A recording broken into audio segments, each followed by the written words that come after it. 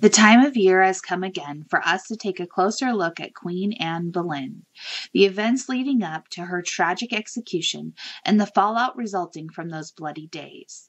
I've chosen an excerpt from my newest book, The Raven's Widow, to show how Anne's sister-in-law, Jane Boleyn, might have been dealing with the death of her husband, George, and the uncertainty lying ahead for her. I do hope you enjoy it. On the 15th day of May, my father and a host of the most eminent nobles of the realm convicted 2 innocent victims of the most abominable crimes imaginable.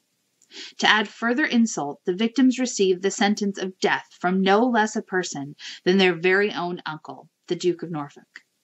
Not one soul stirred a foot to help them, even after my husband put forth a well-reasoned defense and wagers were made that the jury would acquit him of all crimes.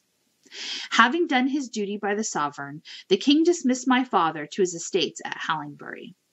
Before he set off from the city, he returned to the palace at Greenwich to collect me. Anne's household had been dismissed 2 days before her trial. There was no reason for me to remain at court. I felt a sort of kinship with the brilliant summer sun warming me through the leaded windows of my childhood home. She had been there to mourn the fiery queen who set the world aflame and witnessed the deaths of the ravens who flocked about her feet, desperate for her attention. She had been there to comfort my beloved in his final moments when I could not. On the day that George's soul ascended into heaven, a jagged pain tore through my belly. I took to my bed in hopes that I could save the child, but I awoke in the middle of the night, my nightgown soaked in crimson blood. The only person I allowed to care for me during my recuperation was my maid Lucy. She was the only one who didn't see my miscarriage as a blessing. My family denied it, but I suspected that they were thankful every last tie with the Boleyns had been severed. Better still, they didn't have to convince any man who had a mind to marry me to raise the child of a convicted traitor. The death of my child increased my value to any prospective suitor. My past failures to carry a pregnancy would make no difference at my age. I would not be chosen to produce heirs. Everything George owned was forfeit to the crown. Hallingbury Manor was now the only home left to me. I steeled myself for the eventuality that my father would approach me with a proposition for either marriage or a return to court. It came much quicker than I expected. He found me in the orchard one sweltering afternoon, taking shade beneath one of our apple trees, with one of George's books in my lap.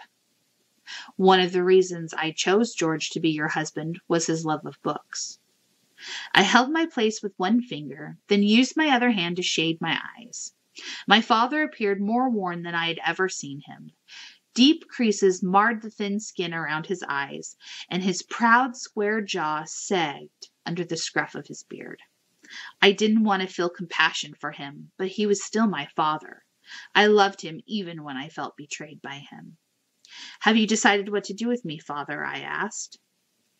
Lord Morley crouched down to meet my gaze.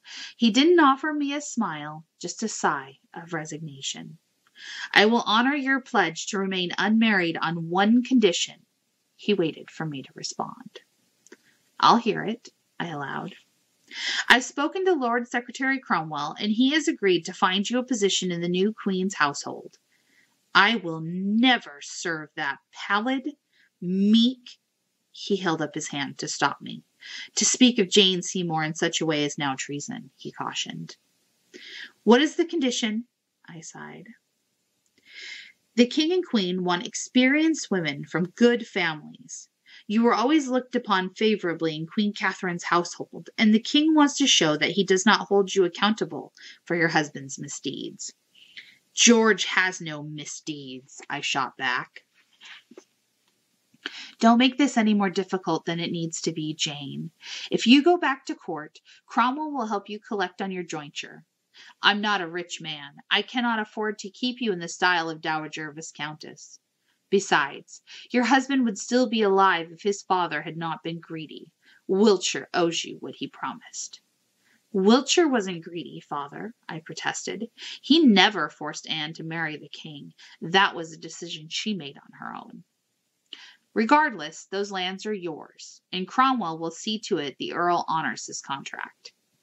I would get my property, but I would have to sell my soul for it. My return would legitimize the king's actions against his wife. The court would believe that Anne must have truly been guilty for me to agree to serve the woman who supplanted her. After a few moments of tense silence, I conceded my defeat. I'll consider your proposal. Lord Morley groaned as he rose up from the ground. Grace will be there as well. I know she always admired you. And not that he would ever tell you, but Harry took George's death quite hard. What they had in common besides you, I will never know, but they had quite the partnership. That blond boy who used to come fish in our pond always seemed to be carrying on some errand for the both of them. Your brother was always too busy to continue his studies. As I watched my father amble away, I thought of George. What would he want me to do? The fact that I didn't know the answer saddened me. When I returned to the manor, I retired to my room with a pot of ink and parchment. In the light of the flickering candles, I composed a letter to Cromwell. My father said the Lord Secretary desired me back at court, but he couldn't just give me his assistance. I had to ask for it. The moment the wax was sealed, I called for Lucy. "Yes, my lady?" she asked from the doorway. "Please inform the tailor that I will need at least 3 gowns of the deepest black he can make. From now on, those are the only ones I shall be wearing."